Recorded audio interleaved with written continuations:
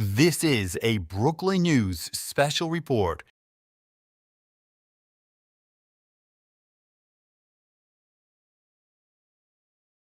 This assassin. And it is so good to be with you. I'm Jackson Mitchell. We're coming on the air at this hour as the Federal Bureau of Investigations, or the FBI, is holding a press conference. As you see, their governor of I should say Utah, rather, speaking now at this press conference, providing an update on the murder of Charlie Kirk. We'll talk context here in just a moment.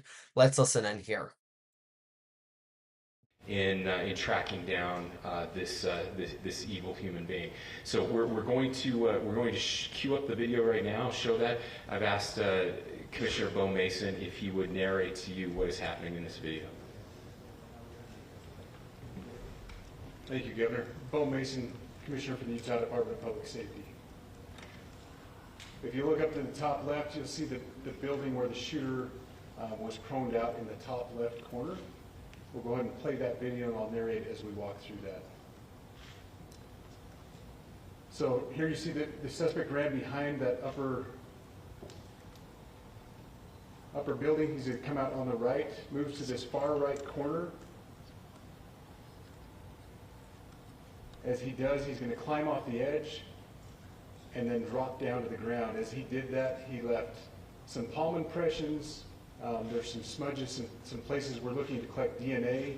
There's a shoe imprint where we believe the suspect is clearly identified as wearing Converse tennis shoes. Again, we'll replay that again so you can get another view of that. It's important to note his black t-shirt, his black pants, and there appears to be some white on the soles of those Converse tennis shoes. Those are all identifiable items that we're looking for. In the stills that are going to follow this, you're going to see a very distinctive t-shirt with an American flag and appears to have an eagle on it. There's also a baseball cap with a triangle on it and a pair of sunglasses. All distinctive, all things that we would ask the public to look for and try to identify if they know someone who has those items, who has been seen wearing those items. We're looking for all that information. Here you see the suspect after dropping off the building. He moved around across this grassy area, around the parking lot. We're going to pan to the right.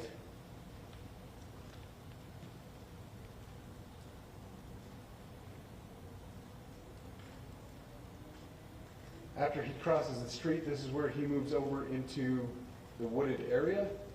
This is the video evidence that we utilize to track his movements and to locate that firearm in that wooded area following the discovery of this evidence. Good. You want to go to the stills? So here's the still photographs. I mentioned these have been enhanced. So these are slightly different than what we introduced earlier. Please pay close attention to the t-shirt, like I said, very distinctive with that American flag and that eagle. The hat with the triangle and the sunglasses. If you go to the next picture, please. The backpack as well. All identifying features that we're hoping the public can help us identify and lead us to this suspect. Next picture. And again, there's a better picture of the hat with that triangle logo, and again the t-shirt, blue jeans, and you get a good look at those Converse tennis shoes as well. We have pushed these out. We'll continue to push these out, and we just ask for the public's cooperation through the public. The tips that have been coming in are what are giving us our next leads and enabling us to continue to further this investigation. We've had great cooperation from the public, and we're continuing to ask for that as we move forward. Thank you, and I'll turn the time back over to Governor Cox. Thank you so much, Commissioner Mason. I want to thank Director Patel and his team. It's great to have them on the ground with us tonight. We've had several briefings, and he's had an opportunity to walk the crime scene. We appreciate our local law enforcement here. Again, we have Mike Smith, who is the county sheriff here. We have all of our local chiefs of police that are here as well, all working hand in hand with the state and with the FBI as we move forward with this investigation. Now, just give you a little warning, we will not be taking any questions at this time. We're giving you the latest information we have, being as transparent with everything that we have. But I do want to share a couple things that I think are important. We cannot do our job without the public's help right now. The public has answered our call for action. So far, we've received more than 7,000 leads and tips. I would just note that the FBI hasn't received this many digital media tips from the public since the Boston Marathon bombing. This case also highlights the dedication of our law enforcement community. We have 20 federal, state, and local law enforcement partners that are working shoulder to shoulder to find the person who committed this horrific crime. With their support, we've completed nearly 200 interviews. As you're aware, as has already been reported, the FBI is offering a $100,000 reward for information leading to the identification and arrest of the person responsible for the murder of Charlie Kirk.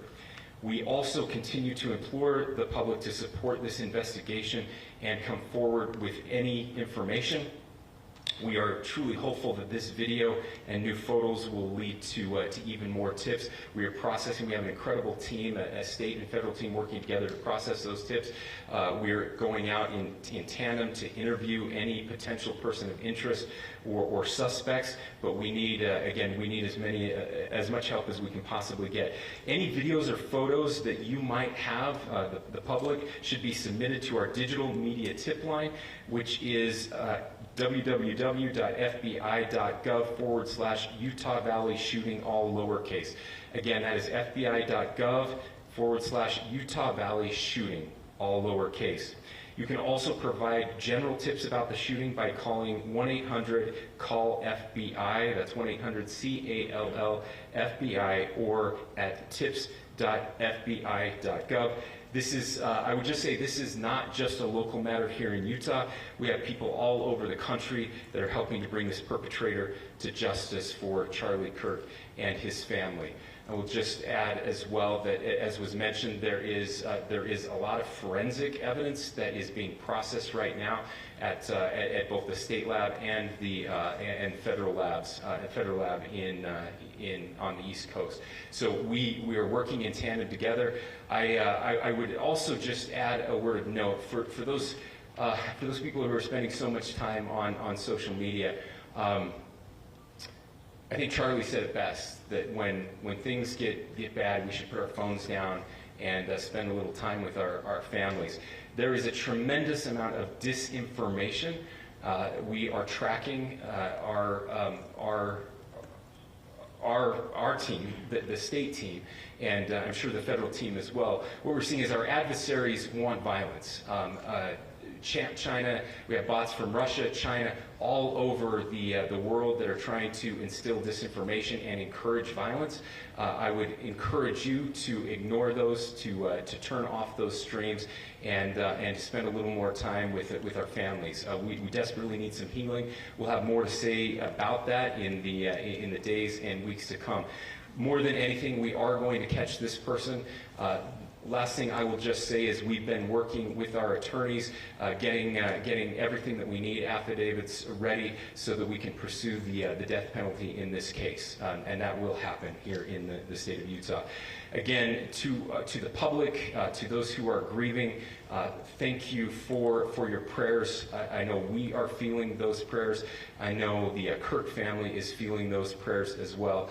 We pray that God will bless our nation at this very dark time.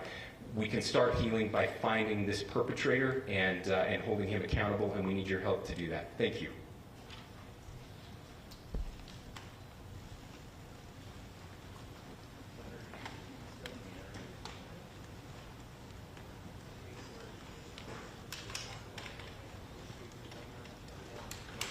Alrighty, so you have been listening there for an update on the assassination and murder of Charlie Kirk, who is the conservative activist there. We've been listening in for the last a few minutes, not too long of a press conference. No questions were taken, rather just an update on where things stand here as you continue to take a look at that feed that we're getting in from Utah, where this all occurred. We want to bring you guys up to date, how it all happened, just by bringing in some context. Then we'll break in and go forward with what was kind of the new information that we've just learned at this press conference.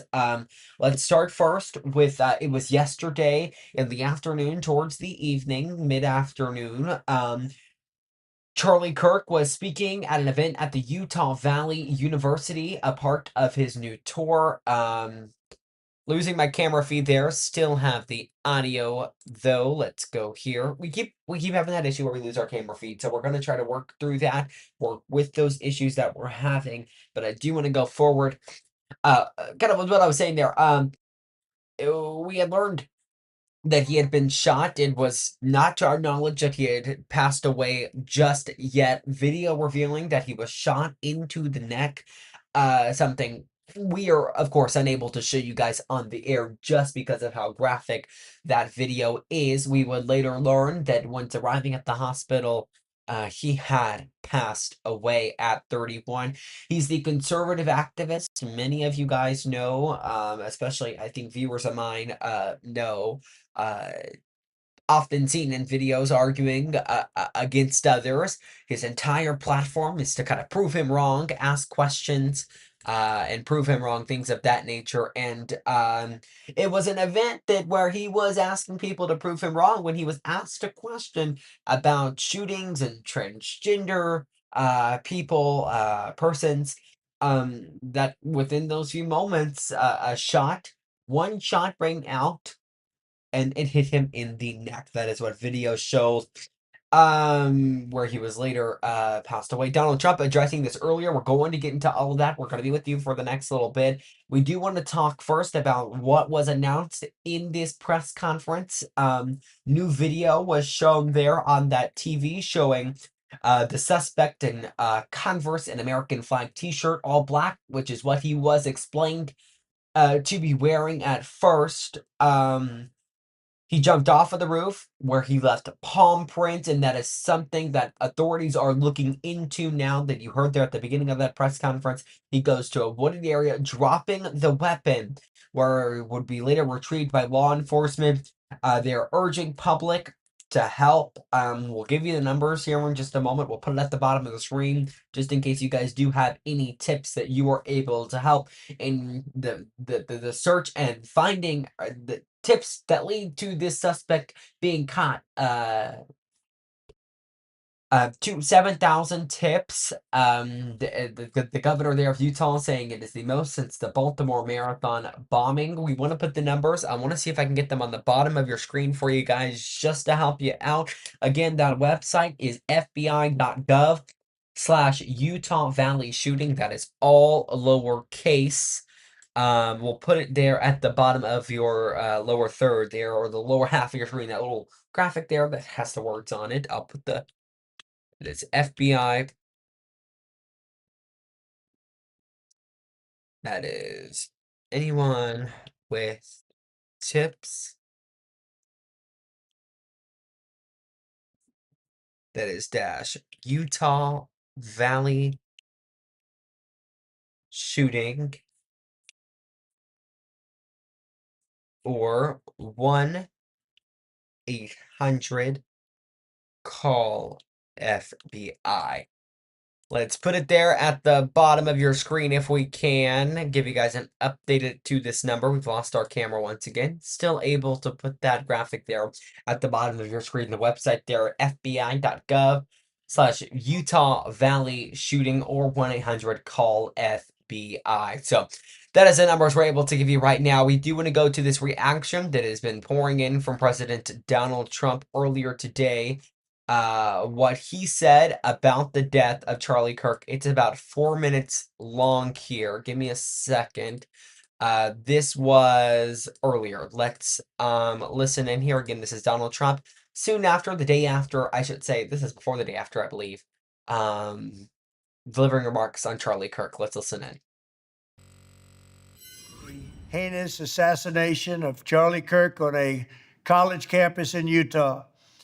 Charlie inspired millions, and tonight, all who knew him and loved him are united in shock and horror. Charlie was a patriot who devoted his life to the cause of open debate and the country that he loved so much, the United States of America. He fought for liberty, democracy, justice, and the American people. He's a martyr for truth and freedom, and there has never been anyone who was so respected by youth. Charlie was also a man of deep, deep faith, and we take comfort in the knowledge that he is now at peace with God in heaven. Our prayers are with his wife, Erica, the two young, beloved children, and his entire family, who he loved more than anything in the world. We ask God to watch over them in this terrible hour of heartache and pain. This is a dark moment for America. Charlie Kirk traveled the nation, joyfully engaging with everyone interested in good faith debate.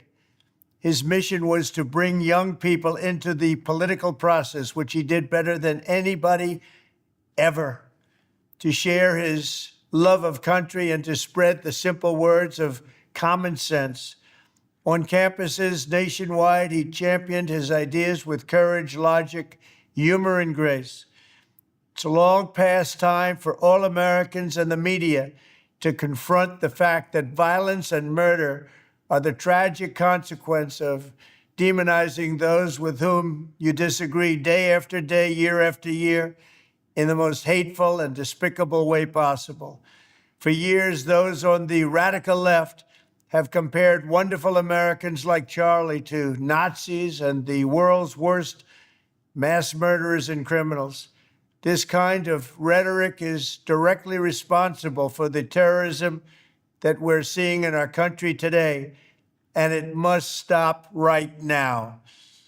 My administration will find each and every one of those who contributed to this atrocity and to other political violence, including the organizations that fund it and support it, as well as those who go after our judges, law enforcement officials, and everyone else who brings order to our country.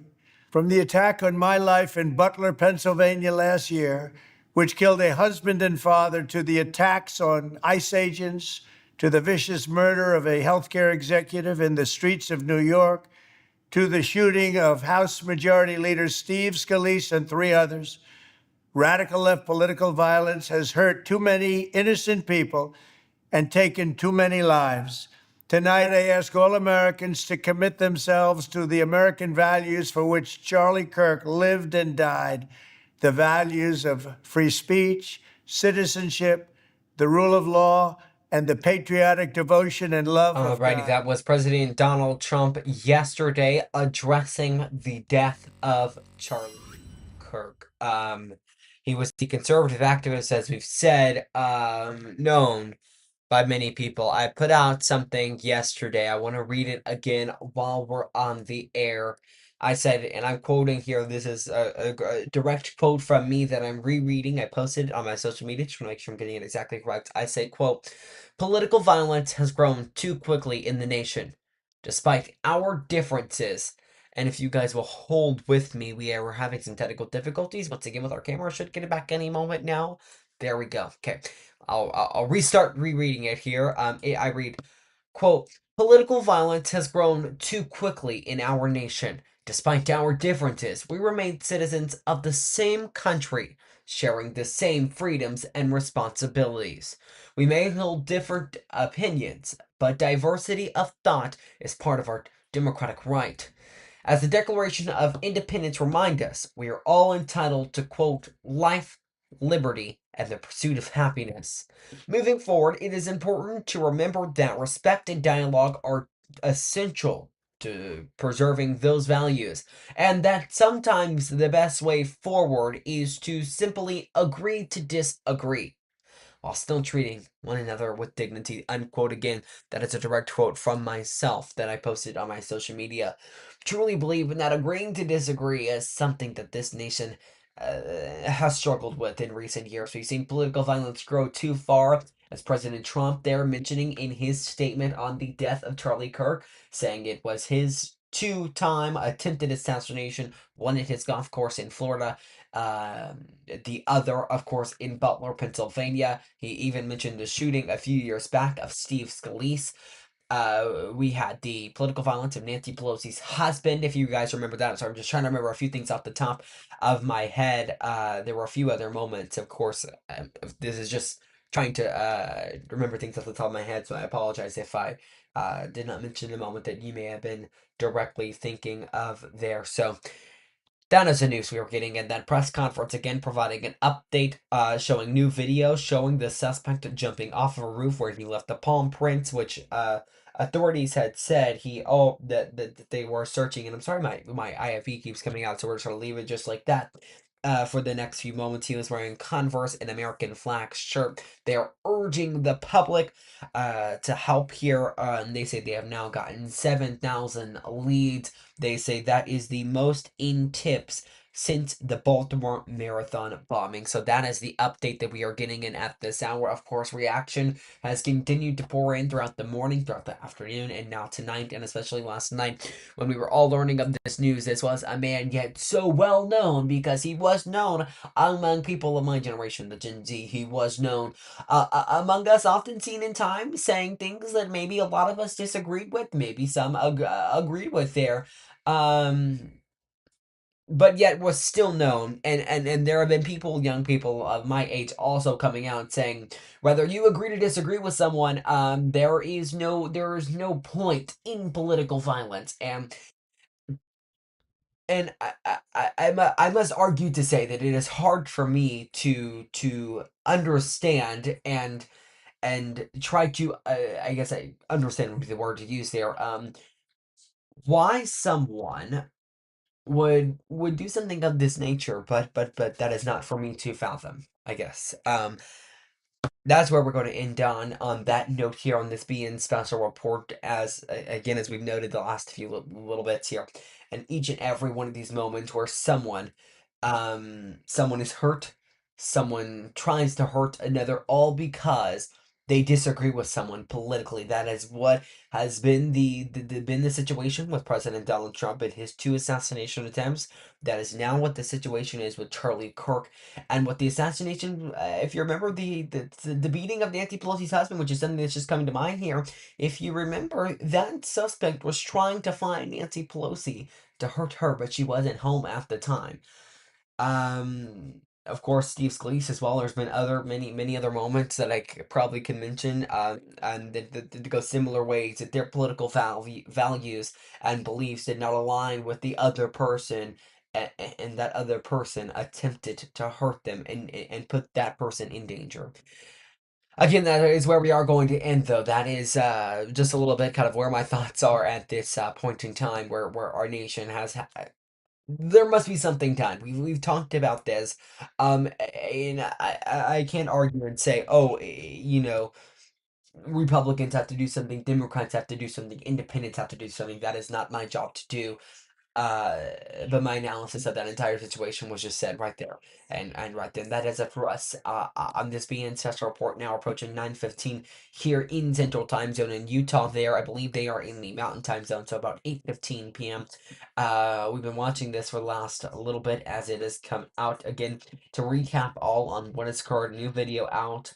The suspect still on the loose. Police still searching for this. It is now gaining national attention, of course. They're urging the public to help, saying they have now gained 7,000 leads. We are going to conclude on that note. This has been a Brooklyn News special reporter. Pledge to be with you for the last little bit, of course, on some uncertain and unfortunate circumstances, but that is going to do it for us. You have been watching the Brooklyn News special report.